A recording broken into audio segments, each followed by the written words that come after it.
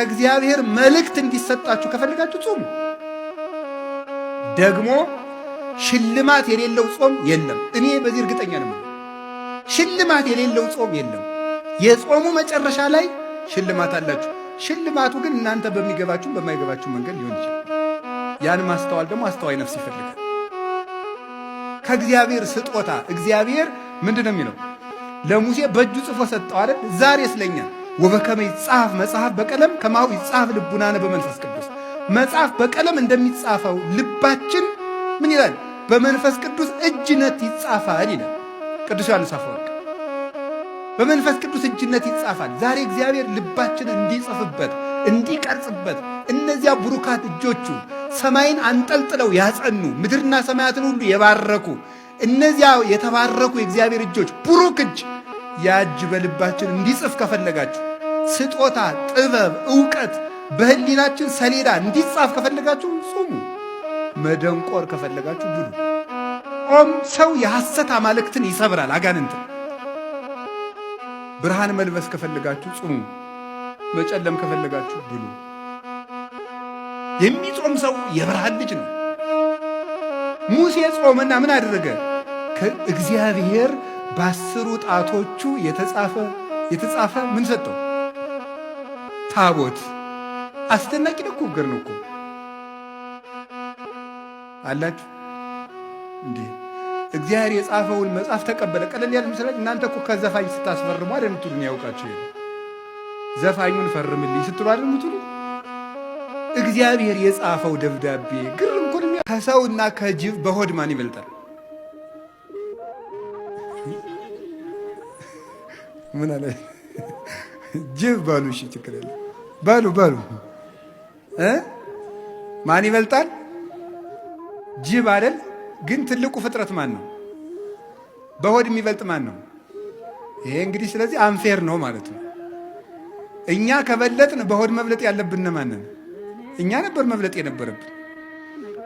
የከበርን ፍጥረታችሁ እናንተ ናችሁ ብሎ ከጅብ ያነስን ከበላን ተበድለናል ማለት ነው። መብታችን እንግዳ ምንድን ነው ካላችሁ የሰው ክብሩ ምግብ አይደለም ማለት ነው።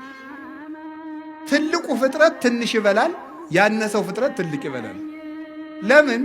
ትልቁ ፍጥረት ትንሽ የሚበላበት ምክንያት የሰው ክብሩ ምግብ ስላልሆነ። አሳማ ብዙ ይበላል። አሳማን ግዛ ተብሎ የተፈጠረው የሰው ልጅ ግን ትንሽ ይበላል። አህያ ብዙ ይበላል። አህያን የሚነዳት የሰው ልጅ ግን ትንሽ ይበላል። አንድ አቅማዷ ፉርሽካ የበላችውን አህያ ግማሽ እንጀራ የበላ ሰውዬ ነው የሚነዳት። አህያው ሆድ አያከብርም ጌታዬ። ሆድ ያስነዳል እንደ አህያ። ሙት ከልብ ይቆር እንዴ! እውነት ይርቆር። ሆድ እንደ አህያ ነው የሚያስነዳ። ሆዳም ከሆናችሁ ትነዳላችሁ። እውነቴን ነው። ገባችሁ? ሆድህን ከቀነስክ ትመራለህ ማለት ነው። ሆዳም ከሆንክ ትነዳለህ። እንደዚህ ነው የምትሆነው። ሆዳም ሰው ምንጊዜም እንደተነዳ ነው የሚኖረው። የራሱ ሐሳብ የለውም። አህያ ምን ሐሳብ አላት? መንዳት ነው። አቱኑ እንደዚያ ጹሙ። ከጾምን ነው እግዚአብሔር የሚያከብረን። ከቃሉ ጋር ናችሁ? ከቃሉ ጋር ናችሁ ወይ? አዎ። እግዚአብሔር ከሁላችን ጋር ይሁን። እግዚአብሔርን የመነጋገሪያ ጾም ሙሴ ከዛ ምን አደረገ? 40 ቀን ጾመ። ከግንባሩ ላይ ብርሃን ሳለበት እግዚአብሔር። የእግዚአብሔር ብርሃን እንዲሳልብን የሚያደርግ ጾም ነው ይሄ ጾም። የእግዚአብሔርን ብርሃን ያንን ብርሃን ከመልበስ በላይስ ምን አለ? ያ ብርሃን ባለበት ደግሞ መኑ ዘይደምሮ ለብርሃን ውስተ ጽልመት፣ ጨለማን ከብርሃን ጋር አንድ የሚያደርገው ማን ነው አለ ቅዱስ ጳውሎስ። እንግዲህ ተመልከቱ፣ ስንጾም የእግዚአብሔር ብርሃን በእኛ ላይ ይሳላል። የእግዚአብሔር ብርሃን በእኛ ላይ ሲሳል ደግሞ ጨለማው ዲያብሎስ ከእኛ ጋር ህብረት የለውም። ቤታችን መበጥበጥ አይችልም። አይምሯችን መበጥበጥ አይችልም። ለምን? ብርሃን ለብሰናል። ሙሴ ብርሃን ለብሶ ሲመጣ ታች የነበሩት ጣዖታት ተሰባበሩ። የሚጾም ሰው የሐሰት አማልክትን ይሰብራል፣ አጋንንትን። ብርሃን መልበስ ከፈለጋችሁ ጹሙ፣ መጨለም ከፈለጋችሁ ብሉ። የሚጾም ሰው የብርሃን ልጅ ነው። ሙሴ ጾመና ምን አደረገ? ከእግዚአብሔር በአስሩ ጣቶቹ የተጻፈ የተጻፈ ምን ሰጠው? ታቦት። አስደናቂ ንግግር ነው እኮ አላችሁ እንዴ! እግዚአብሔር የጻፈውን መጽሐፍ ተቀበለ። ቀለል ያለ ምስላች እናንተ እኮ ከዘፋኝ ስታስፈርሙ አይደል የምትሉን? ያውቃችሁ የለ ዘፋኙን ፈርምልኝ ስትሉ አይደል የምትሉ? እግዚአብሔር የጻፈው ደብዳቤ ግርም እኮ ነው የሚያደርገው። ከእግዚአብሔር መልእክት እንዲሰጣችሁ ከፈልጋችሁ ጾሙ። ደግሞ ሽልማት የሌለው ጾም የለም። እኔ በዚህ እርግጠኛ ነኝ። ሽልማት የሌለው ጾም የለም። የጾሙ መጨረሻ ላይ ሽልማት አላችሁ። ሽልማቱ ግን እናንተ በሚገባችሁ በማይገባችሁ መንገድ ሊሆን ይችላል። ያን ማስተዋል ደግሞ አስተዋይ ነፍስ ይፈልጋል። ማታ ስንተኛ እንደ መነኩሴ 41 መቁጠሪያ እንደዚህ ላትቆጥር ትችላለህ። ዝም ብላችሁ እንዲህ ማለት ገደም ምትሉና ጌታዬ ኢየሱስ ክርስቶስ ሆይ ማረኝ በሉ። እስኪ በሉ ድገሙ በሉ። ከዛ እንቅልፋችሁ እስከሚመጣ ድረስ እንደዚህ በሉ። ተጋድማችሁ ዝም ብላችሁ ማለት ከዛ እንደዚህ እያላችሁ ተኙ። ከዛ ጠዋትም ሌላ ጸሎት ልትጀምሩ ስትሉ እንደዚህ በሉና ጸሎታችሁን ጀምሩ። መኪና ውስጥም ገብታችሁ ዝም ብላችሁ ቁጭ ብላችሁ አሁን መጽሐፍ አውጥተህ ብትደግም ሰውም አጉል ነው።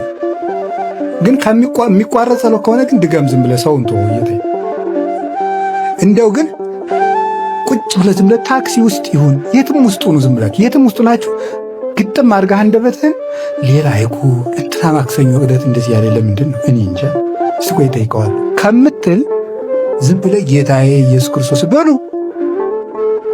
ማረኝ በሉ፣ ድገሙ እንደዚህ በሉ ዝም ብላችሁ። በቃ ሰዎች ያሉንን ነገር ትታችሁ እንደዚህ ስትሉ በቃ ክርስትና ማለት የክርስቶስን ፍቅር በትክክል ማሰብ ፊል ማድረግ ማለት ነው። የክርስቶስን ፍቅር ማሰብ መቻል፣ እሱን ማሰብ፣ እሱን የቀን ኑሮ ማለት የቀን ውሎ የኑሮ መርህ ማድረግ ማለት ነው። ይሄን አድርጉ። እርግጥ ይሄ ጾም እኛ ስንቆጥረው 55 ቀን ሊመጣ ይችላል። ምክንያቱም 15ቱ ቅዳሜና እሁዶች ናቸው። ከሰባቱ አጽዋማት አንዱ የሆነውን አብይ የተባለውን ታላቅ ጾም እንጀምራለን። ይሄ ጾም አብይ ተብሏል። መድኃኒታችን ኢየሱስ ክርስቶስ ስለ ጾመው ነው። ይሄ ጾም የሁዳዴ ጾም ይባላል። ሁዳዴ የሚለው ቃል ሁዳድ ከሰፊ እርሻ ጋር የተመሳሰለ ነው። ሰፊ እርሻ ብዙ ፍሬ ብዙ በረከት ይገኝበታልና የሁዳዴ ጾም ተብሎ ይታሰባል። የዛሬው መልእክቴ ባጭሩ አንድ ስለ ቤተ ክርስቲያናችን መናፍቃን ከሃዲያን ተነስተው በብዙ ሊያጠፏት ከጥንት ጀምሮ ያለ ፈተና አለና ስለ ቤተ ክርስቲያናችን በዚህ ጾም ውስጥ እግዚአብሔርን አስበን የተለያየው አንድ እንዲሆን በተለያየ ስፍራ ያለው በአንድ ሐሳብ እንዲስማማ አንዱ በዚህ በጾም ውስጥ የምናስበው አጽራረ ቤተ ክርስቲያን እንዲያስታግስልን ቅድስት ቤተ ክርስቲያናችን እንዲጠብቅልን ይሄንን ጾም በምንጾም ሰዓት ዋና የምናስበው ይሄ ነው። ሌላው ሁለተኛው ይሄንኑ የመሰለ ነው። ይሄም የሀገራችን ጉዳይ ነው፣ የኢትዮጵያ ጉዳይ ነው። በዚህ ጾም ውስጥ እግዚአብሔርን ልንለምነው የሚገባው አንዱ እግዚአብሔር ምሕረትን እግዚአብሔር ቸርነትን ሰጥቶ ልክ ባለፈው ስናስበው የነነዌን ጾም እንዳሰብን እግዚአብሔር እንደ ደመና መጥቶ የነበረውን ሰዓት ገፎ እንደወሰደላቸው ይልቁንም በዚህ በአብይ ጾም ደግሞ ምሕረቱንና ይቅርታውን ቸርነቱንና በጎነቱን ለምነን አዎ የሰላም ሀገር ይኖረን ዘንድ ሁሉ ጊዜ ልንጸልይ ይገባል። እኔ አንድ ነገር ማምነው ሁሉ ጊዜም ሰላም ከላይ ነው፣ ዝናብም ከላይ ነው፣ ፀሐይም ከላይ ነው። እግዚአብሔር ሁሉን ያውቃል፣ ሁሉንም ይችላል፣ ያውቅበታል። እንድንሞት የሚያደርግ እግዚአብሔር እንድንወለድም መጀመሪያ ያደረገ እሱ ነው። ይሾማል፣ ይሽራል፣ ይተክላል፣ ይነቅላል። ሁሌም ደግሞ ትክክል ነው እግዚአብሔር።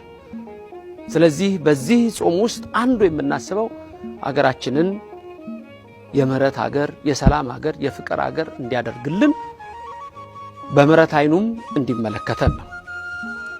ሌላው በተለያየ ቦታ በስቃይ በመከራ ያሉ በእስር ቤት ውስጥ የሚንገላቱ ሰው ቤት ውስጥም ሆነው ሰው ቤት እስር ቤት የሆነባቸው ወገኖቻችን በተለያየ ዓለም ላይ የተበተነው ሕዝባችን ባሉበት እግዚአብሔር መልካም የሆነውን ነገር ያደርግላቸው ዘንድ መጸለይ ነው።